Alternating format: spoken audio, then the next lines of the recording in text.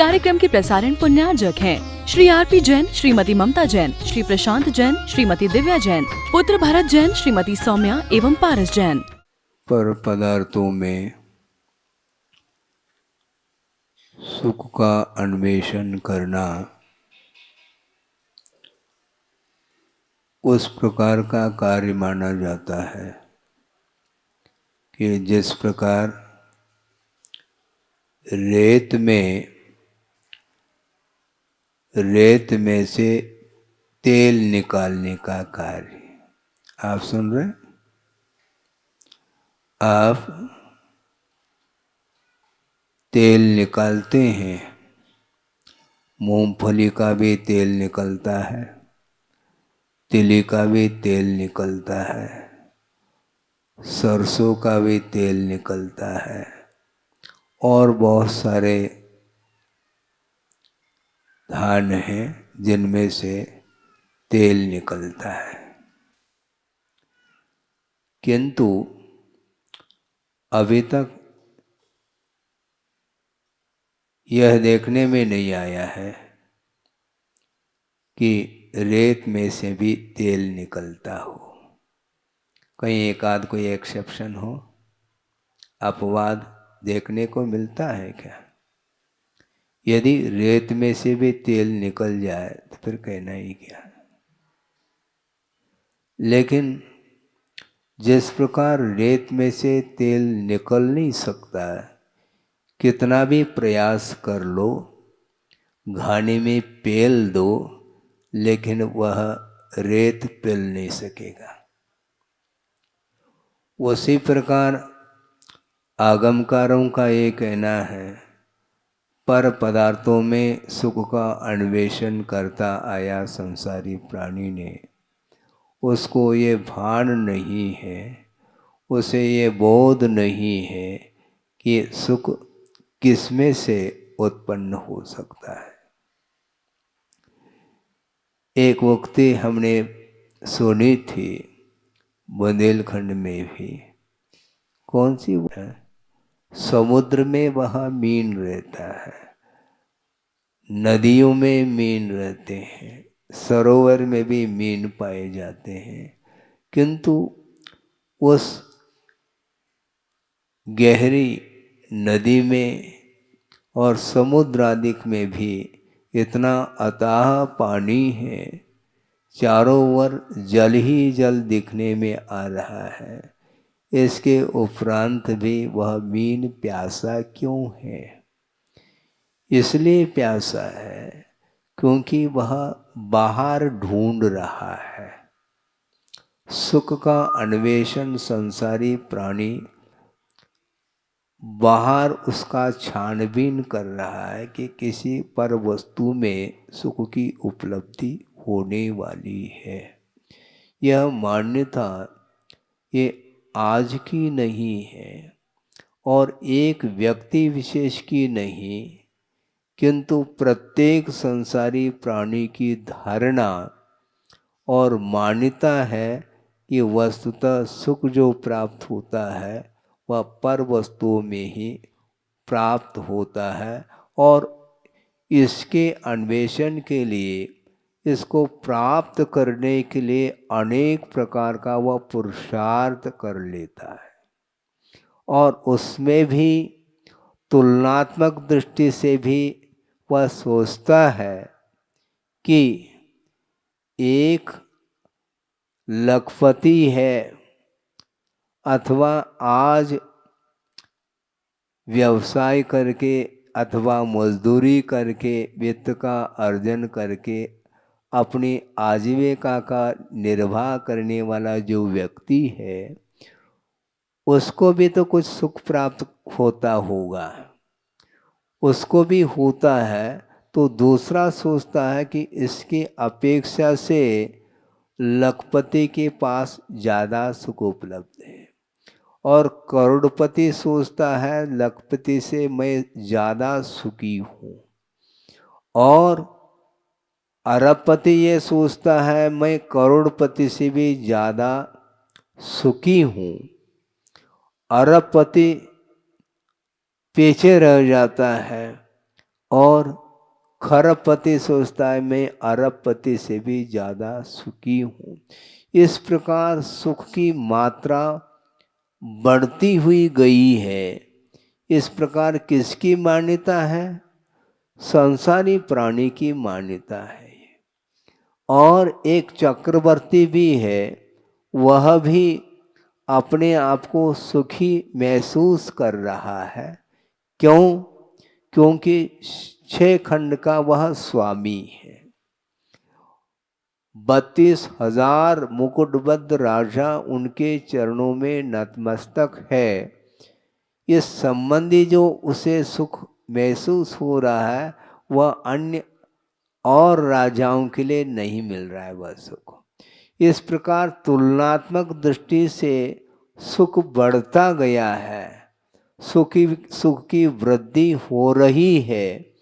और आगमकारों का ये कहना है ये इंद्रिय जन्य सुख है बंधु, ये ध्यान रखना, पहले से स्पष्ट कर देता हूँ। और चक्रवर्ती के पास जो वैभव अथवा संपदा है, उस संपदा के माध्यम से उन्हें जो सुख उपलब्ध हो रहा है, उस सुख से भी कई गुना सुख किसके पास है? भोग भूमि जो मनुष्य है, जो जगन्य भोग भूमि में पैदा हुए जो मनुष्य हैं, जहाँ पर एक पल की आयु है और वहाँ पर कितना, एक दिन छोड़ करके कवलहार लिया जाता है। क्यों? एक ही दिन है ना। हाँ, एक दिन के अंतराल से वह भोजन करता है। हर बहेरा और आंवला के समान उनका भोजन होता है। अब सोचो, चक्रवर्ती की संपदा फीकी पड़ गई। चक्रवर्ती का जो सुख है वह कमजोर सिद्ध हो गया है। उससे अधिक सुखवान कौन सिद्ध हुआ? जगन्य भोग भूमि का वह मनुष्य।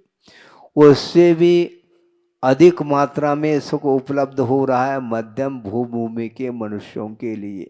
उससे भी अधिक मात्रा में सुख उत्तम भोग भूमि के जो मनुष्य हैं उन्हें उपलब्ध हो रहा है।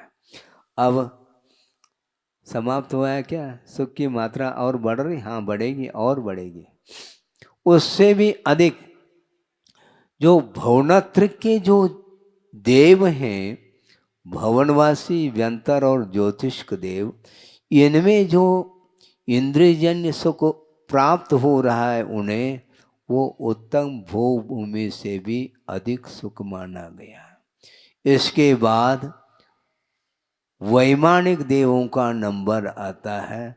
उसमें प्रथम स्वर्ग संबंधी, द्वितीय, तृतीय, चतुर्थ, इस प्रकार करते करते करते 16 स्वर्ग तक पहुंच जाओ।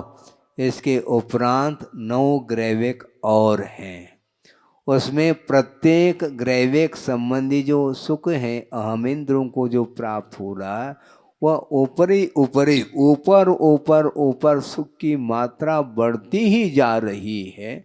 और 9 ग्रैविक में 31 सागर की जहाँ पर आयु है, वहाँ के अहमिंद्रों को जो सुख उत्पन्न हो रहा है वह निचले निचले देवों की अपेक्षा से अत्यधिक मात्रा में सुख है।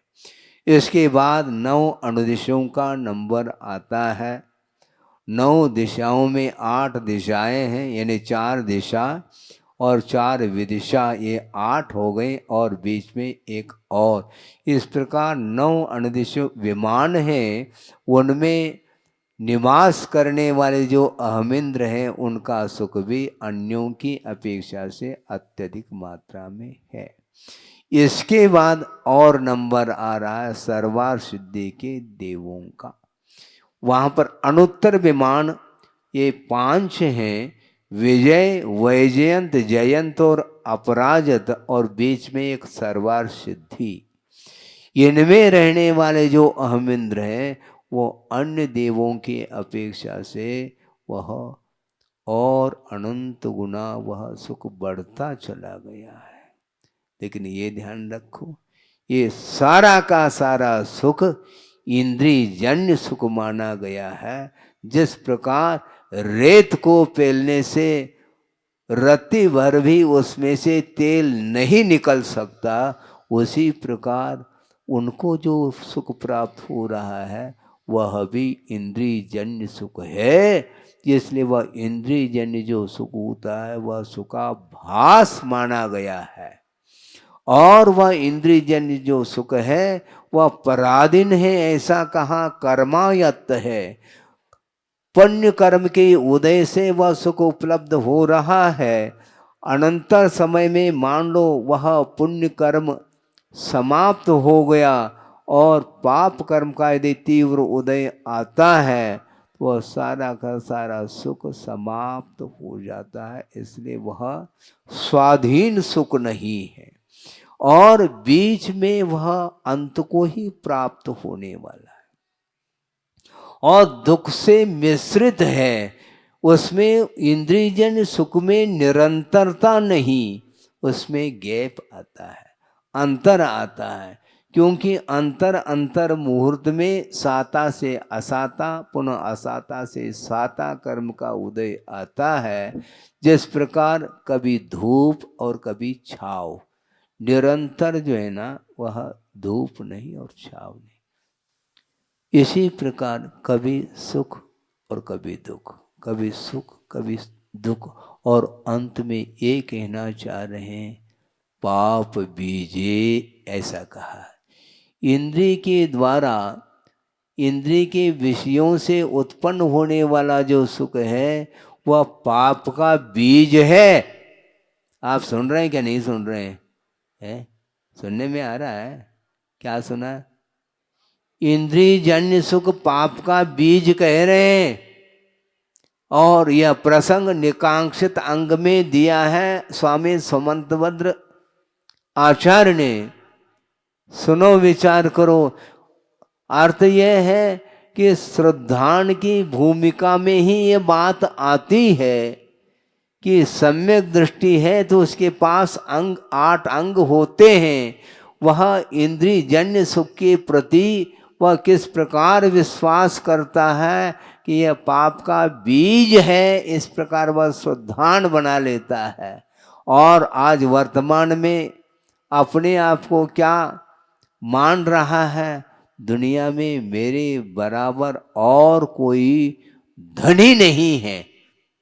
इस प्रकार जिसकी धारणा है उसको ये सोचना चाहिए। चक्रवर्ती को भी सोचना चाहिए, इंद्र को भी सोचना चाहिए, मैं 3 लोक में सुखी हूँ। इस प्रकार की यदि उसकी मान्यता है तो वह उसकी मान्यता ठीक विपरीत मान्यता मानी जाती है। क्योंकि इंद्रियजन्य सुख कभी भी सुख नहीं हो सकता, क्योंकि वह पाप का बीज कहा गया है। तो ऐसे स्थिति में ऐसा कौन सा विद्वान होगा, ऐसा कौन सा ज्ञानी होगा जो पाप का बीज बोना चाहता हो? सोचो, विचार करो। कमाने में लगा हुआ है संसारी प्राणी और सारा का समय कमाने में लगा हुआ है, किंतु उसका सारा समय व्यतीत गमा रहा है। वो समय को गमाओ नहीं। वित्त के उपार्जन में लंबा चौड़ा जो जीवन मिला था वो सारा का सारा विषयों में ही गमा रहा है। उससे और कौन अज्ञानी हो सकता है, ऐसा आचार्य कह रहे हैं। अर्थ यह है, अभी चारित्र को अंगीकार किया नहीं गया, किंतु चारित्र के अभाव में ही यह श्रद्धान का विषय बनता है कि पंचेंद्रिय के विषय ग्रहण करने योग्य नहीं है, ये छोड़ने योग्य हैं, क्योंकि ये पाप के बीज है। किंतु मन फिर भी उसी में अटका हुआ है। जिस समय उपदेश सुनने के लिए बैठ जाते हैं उस समय तो कुछ लगता है, हाँ आगम में बात आई है, लेकिन इस परिसर से जो ही बाहर जाता है तो वही घोड़ा और वही मैदान शुद्ध होता है। इसको बोलते हैं अनादिकालीन विषयजन्य संस्कार है। इसको समाप्त आसानी से किया नहीं जा सकता। वंस मोर कह रहा है, जबकि इंद्रियजन्य सुख तृप्ति को उत्पन्न करने वाला नहीं है, तृप्तिजनक नहीं है, इसके उपरांत भी उसकी मान्यता छूट नहीं रही है। पर वस्तु में सुख ढूंढने के लिए वह निरंतर तत्पर है, किंतु जल में बीन प्यासा, वह पर में ढूंढ रहा है। जबकि उस जल में जलपान कर लें तो प्यास बुझ सकती है, किंतु पर में सुख को ढूंढ रहा है ना। आत्मिक सुख को प्राप्त करना चाहो तो वह आत्मिक सुख कभी भी पर में भूल जाओ, कभी भी नहीं मिल सकता, न भूतो न भविष्यति। इसके बाद भी और आचार प्रणीत ये विषय है, वाणी है, ये जिनवाणी है, किंतु जिनवाणी के प्रति भी श्रद्धान करना बहुत कठिन हो रहा है। कम से कम श्रद्धान तो करो, और श्रद्धान करने वाला व्यक्ति फिर कमाने में अपने जीवन को व्यर्थ नहीं गमाएगा। जितना आवश्यक है उतना ले लो, है? किंतु पल की खबर नहीं, सामान 100 साल का ये हो रहा है। कभी भी जीवन अंत को प्राप्त हो सकता है। जिस प्रकार जल है और जल में बुलबुले उठ रहे हैं, जानते हैं उसका जीवन कितना है उस बुलबुले का। एक क्षण में किसी भी पल में वहां फूट सकता है, और उस बुलबुले को देख करके छोटे छोटे बच्चे आनंद का अनुभव करते हैं, और आप लोग हंसते रहते हैं। देखो बच्चे की देखो स्थिति कैसे, बच्चा नादान है, वह समझ नहीं रहा, बुलबुले के साथ भी खेलना चाह रहा है, और आप भी तो बुलबुले के साथ खेल रहे हो।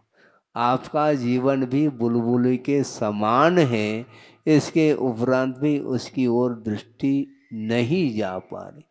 किसी भी पल में जीवन का अंत हो सकता है, उसको कोई रोकने वाला नहीं।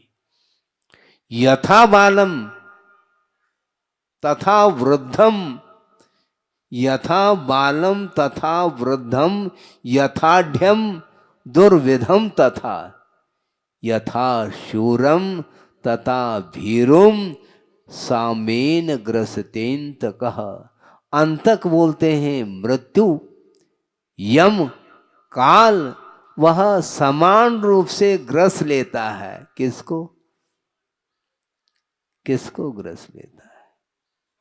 यथा बालम, बालक हो तो भी, वृद्ध हो तो भी, धनवान हो तो भी, निर्धनी हो तो भी, शूरवीर हो, हाँ रहो तुम अपनी जगह, आ जाओ, और डरपोक हो, तुम डरो या कुछ भी करो, तुम रोवो चिल्लाओ, कोई भी टस से मस नहीं होता, वह मृत्यु ग्रस लेता है। यदि मृत्यु से बचना चाहो तो अपने को इस संसार से ऊपर उठने का पुरुषार्थ करना चाहो। शूरवीरता का मद आ जाता है? बल मद आता है ना, हाँ बल मद, शारीरिक बल है, कोटि बट, हाँ रहो। तुम करोड़ों व्यक्तियों को परास्त कर सकते हो, किंतु मृत्यु को परास्त नहीं कर सकोगे। तुम ये ध्यान रखो, मृत्यु को परास्त करने के लिए रत्नत्रय की आराधना करने की आवश्यकता है। मृत्युंजयी बनने के लिए सिवाय मोक्ष मार्ग के अलावा और कोई मार्ग नहीं है कि हम मृत्यु के ऊपर विजय प्राप्त कर सके। इसलिए किंतु संसारी प्राणी क्या क्या करता रहता है। एक श्लोक आपके सामने रख रहा हूँ। आचार्य समंतभद्र स्वामी ने शीतलनाथ भगवान की स्तुति करते हुए स्पष्ट लिखा है कि संसारी प्राणी सुख के लिए क्या क्या करता रहता है।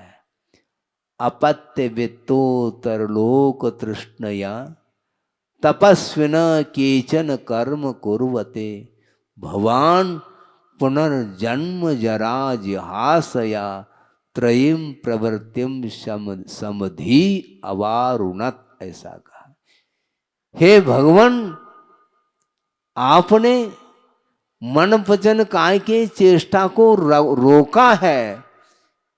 किस लिए? जन्म जरा और मृत्यु से ऊपर उठने के लिए हे भगवान आपने मन वचन काय की चेष्टा को रोक दी है। किंतु संसारी प्राणी भी तप करता है। संसारी प्राणी के तप में और आपके तप में हे भगवान जमीन आसमान का फर्क देखने में आ रहा है। क्या है? अपत्य वित्तोत्तरलोक तृष्णया केचन कर्म कुर्वते। तपस्वी, कुछ ऐसे तपस्वी हैं संसार में, तप करते हैं, किंतु किस लिए करते हैं? अपत्य अर्थात पुत्र की उत्पत्ति के लिए। सुन रहे क्या नहीं? पुत्र की उत्पत्ति के लिए वह तप कर रहा है। वित्त के लिए कर रहा है। उत्तर लोक तृष्णया यानी भावी आगामी भव में मुझे इस प्रकार की संपदा प्राप्त हो, इस तृष्णा को लेकर के वह तप कर रहा है। इसलिए उसका तप कुतप माना जाता है। वह उत्तम तप के कोटि में नहीं आ सकता। ख्याति, पूजा, लाभ, जमीन जायदाद, पुत्र, कलत्र, ये सारे के सारे जो भोग्य सामग्री हैं, जिनके माध्यम से सांसारिक सुख की उत्पत्ति होती है, उसको प्राप्त करने के लिए अनेक प्रकार का तप करता है संसारी प्राणी। किंतु हे भगवान शीतलनाथ भगवान आपने जो तप किया है वह किसके लिए है?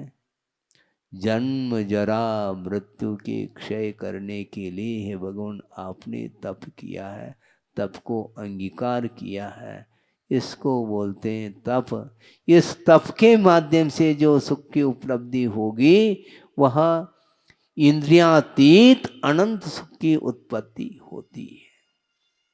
हाँ, सुख की तुलना करते करते आपके सामने कहाँ तक ले गए हमने? सर्वा सिद्धि के अहमिंद्र का सुख उसके नीचे वालों के सुख की अपेक्षा से अत्यधिक मात्रा में सुख है। और उससे भी सुख किसको मिलता है? सुनो, जल्दी नहीं करो। उससे भी अधिक सुख श्रमण पर्याय में, श्रमण पद को जो अंगीकार किया है, अहमिंद्र के नाहि कहो, अहमिंद्र के लिए भी वह सुख संभव नहीं है। 33 सागर तक निरंतर वह सुख में डूबने वाला अहमिंद्र है। उससे भी अनंत गुना सुख एक समय में वह रत्नत्र की आराधना के फलस्वरूप सुख का अनुभव करता है। और सिद्धों का सुख कैसा है? अतीत अनागत पर्याय में मनुष्य गति संबंधी और देवगति संबंधी जो सुख उपलब्ध होता है, उससे भी अनंत गुना एक समय में सुख उपलब्ध होता है और सिद्धों का सुख माना जाता है। हाँ, ये तुलनात्मक अध्ययन है। जिसको आप सुख मान रहे हो, 5 इंद्रियों से उत्पन्न होने वाला वह सुख कभी भी शांति के लिए कारण नहीं हो सकता, क्योंकि वह सुखाभास है और वह पाप का बीज है और संसार के लिए कारण सिद्ध हो रहा है। इसलिए संसार का विच्छेद करना चाहो, क्या संसार में रहना चाहो, मुझे बोलो।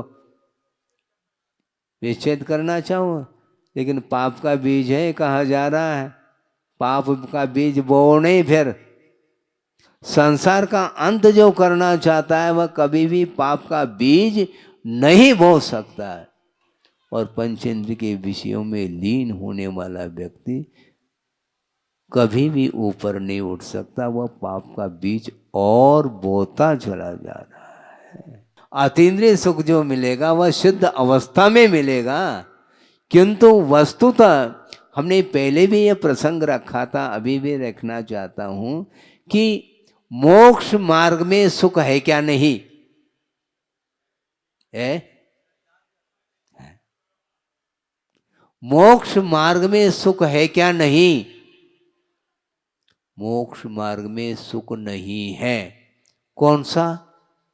इंद्रिय सुख है नहीं और मोक्ष का सुख भी नहीं।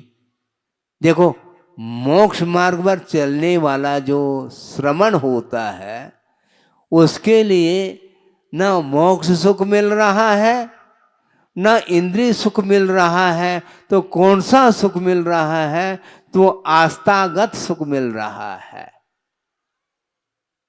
आस्था संबंधी जो सुख है वह काष्ठागत जो सुख है उसके लिए कारण है, ऐसा आचार्यों का कहना है। यानी सुख की पराकाष्ठा, अंतिम सुख, उस सुख के साथ किसी की तुलना नहीं की जा सकती। ऐसा सुख सिद्धों में उत्पन्न होता है। उस सुख के लिए कारण यह आस्था मानी जाती है। इसलिए मोक्ष मार्ग में श्रद्धान के माध्यम से जो आह्लाद का अनुभव होता है वह और अन्यत्र संभव नहीं है। इसलिए मोक्ष मार्ग पर आरूढ़ होना पड़ेगा।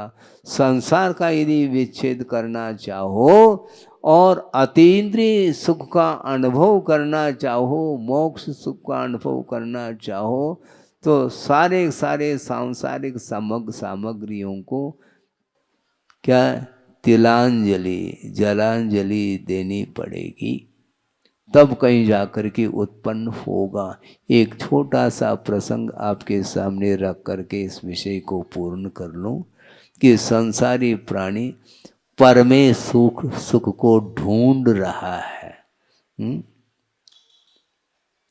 एक प्रसंग सुनाया था आचार्य महाराज ने कि कुछ आउट ऑफ कंट्री से फॉरेनर्स जिसको बोलते हैं वो भारत में आए हैं, आते हैं। अरब कंट्री से आए थे बताते, ऐसा सुना। अच्छी बात है। उतने दूर से आए, यहाँ का सुख, यहाँ का वातावरण, यहाँ का दृश्य देखने का मन उनका हुआ और यहाँ पर आए तो आने के बाद बहुत सारे लोग थे, वो 150 लोग हो सकते हैं, उनकी एक टीम थी। वो आ गए, आकर के एक ऐसे स्थान में पहुंच गए जहाँ पर फुल फैसिलिटी थी। वहाँ पर ठहरे और गर्मी का वह मौसम था और गर्मी के कारण पसीना पसीने से तर हो रहे थे। और दूसरी बात ये है, अरब कंट्री में सुनते हैं पानी की कमी, शॉर्टेज, और उसकी अपेक्षा से, उसकी तुलना में भारत में भरपूर पानी देखने को मिला। किनको? उन लोगों को। कहाँ देखा उस पानी को? है नदी में नहीं, जहां पर ठहरे थे वो है वहां पर टोंटी घुमा दी किसी व्यक्ति ने, पानी आने लगा। और ये सारे सारे लोग देख रहे हैं, अरे वहां पर तो पानी के लिए तरसते थे और यहाँ पर पानी ही पानी मिल रहा है। यहाँ के लोगों को उन्होंने देख लिया कि टोंटी को घुमाते ही पानी, अरे ये तो बहुत ही अच्छा है। उस टीम में से एक व्यक्ति ने सोचा, गजब हो गया, आश्चर्यचकित हो गया, विस्मय हो गया। उसने पूछा कि इस प्रकार की टोंटी और मिल सकती है? क्यों हंस रहे हो? उसने सोचा कि बाजार में जाना चाहिए, दुकान में जाना चाहिए और इस प्रकार की टोंटी को हमें खरीदना है। और वो पहुंच गया। पहुंच करके जहाँ पर टोंटी बेचने के लिए काफ़ी मात्रा में रखी गई थी, जाकर के पूछा, भाई साहब, हाँ, इसका भाव क्या है? अच्छा, इसका भाव तो है 1000 रुपये में एक आता है। अच्छी बात है, हमें चाहिए। ठीक है, ले लो। हमें लगभग 100 टोंटी दे दो। 100 टोंटी दे दो। और दुकानदार हंस रहा है, मुस्कान ले रहा है और ये पूछ रहा है उस ग्राहक को, क्यों भाई साहब, इतने टोंटी आप एक साथ खरीद रहे हैं, क्या कर लोगे?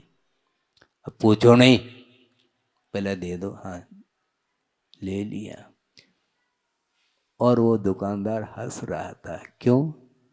एक टोंटी के माध्यम से काम चल जाएगा, इतनी टोंटी लेकर के करोगे क्या? तुम्हें चिंता क्यों है? मुझे दे दो। हाँ, दे दिया। ले करके वो गया, 100 टोंटियों को खरीद करके वह अपनी टीम के पास पहुंच गया। और रात हो गई। रात हो गई, वो सारे के सारे लोग रजाई ओढ़ करके सोने के लिए तैयारी कर दी और सो गए। अभी नींद किसी को लगी नहीं थी। और जिसने टोंटी खरीदी थी वह धीरे धीरे सब रजाई ओढ़ करके सो गए। और वह खोल करके एक टोंटी को लेता, टोंटी को घुमाता, अरे एक बूंद भी पानी नहीं आ रहा है। हो सकता है इसमें कोई गड़बड़ी हो। दूसरे टोंटी को वो घुमाता है, तीसरे को घुमाता है, सारे सारे टोंटियों को चेक कर लिया, एक बूंद भी पानी नहीं आया। वो सोचता है मेरे साथ धोखा हो गया है। इतने में पास में जो साथी था वह धीरे धीरे वह लेटे लेटे ही इस दृश्य को देख रहा था कि देखो ये पागलपन है, क्या कर रहा है? तुम क्या कर रहे हो? क्या क्या कर रहा हूँ, मेरे साथ धोखा हो गया। क्या हो गया? देखो हमने टोंटी घुमा ली, पानी नहीं आ रहा है। तुम पागल हो। पागल कैसे?